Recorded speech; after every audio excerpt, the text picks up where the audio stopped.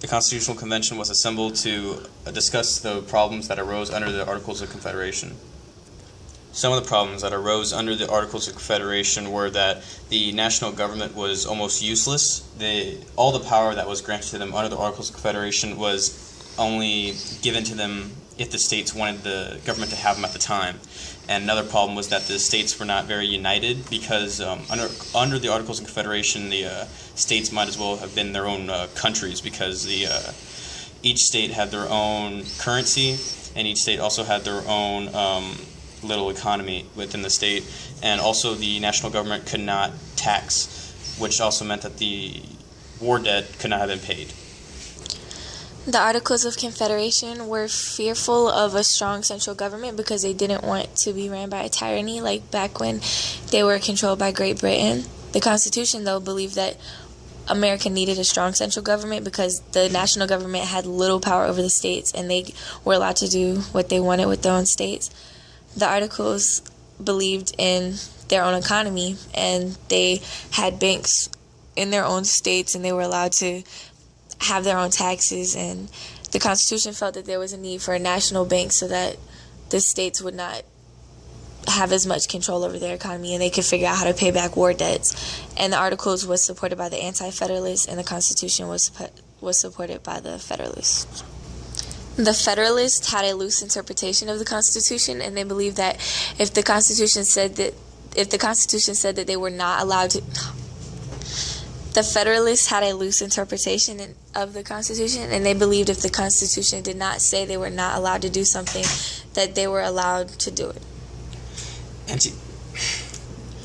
The Anti-Federalists believed in strict interpretation, which meant that if it was not written down that you could do it, then it wasn't allowed, and you could only do what was allowed in the Constitution. The Anti-Federalists were against ratification because they feared a strong central government, and the Federalists were pro-ratification because they felt America needed a stronger central government. And they both believed in the separation of powers because they didn't want to give one group of people in Congress or in. The Anti-Federalists were against ratification because they feared a strong central government, and the Federalists were for the ratification of the Constitution because they wanted a stronger central government. And they both believed in separation of powers because they felt that not one group or legislature should have the power all to themselves, and they believed that it should be split into 3 branches. The Bill of Rights is what the Anti-Federalists wanted to be added into the Constitution so that the people could have a guarantee that their rights would not be taken away, and the Bill of Rights pretty much guaranteed the people of their rights, and they guaranteed that those rights could not be taken away by anybody. These are some of the rights that were given under the Bill of Rights, and these rights stated were not allowed to be taken away by anyone in the national government. The Northwest Ordinance of 1787 is what set the basis for how new states are to be admitted into the Union. The Land Ordinance of 1785 set the basis, and set the basis for the public school system, which was a completely new idea at the time, because if the government of the United States was to be a government by the people, then the people would have to be educated so that the people could run the government properly, and the government wouldn't be run by a bunch of stupid people.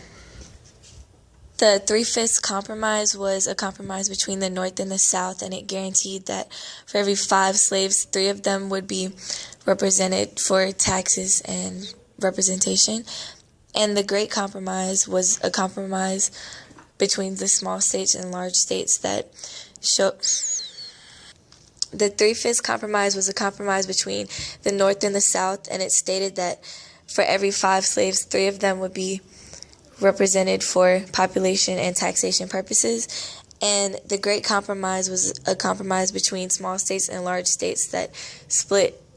the houses into 2 separate legislatures so that there would be equal representation between small states and large states. And this was one of the most beneficial compromises because if this compromise had not worked, then the Constitutional Convention would have been a failure. The Three-Fifths Compromise was an agreement between the North and the South, which said that for every 3 out of 5 slaves, 3 slaves would be counted towards taxation and population purposes. And the Great Compromise is one of the most important compromises of the Constitutional Convention because the Great Compromise But without the Great Compromise, the Constitutional Convention would have been a complete failure, and the Great Compromise itself was a compromise between the large and small states that split the legislature into a two-house legislature. So big states wouldn't have power over small states, and small states wouldn't have power over big states.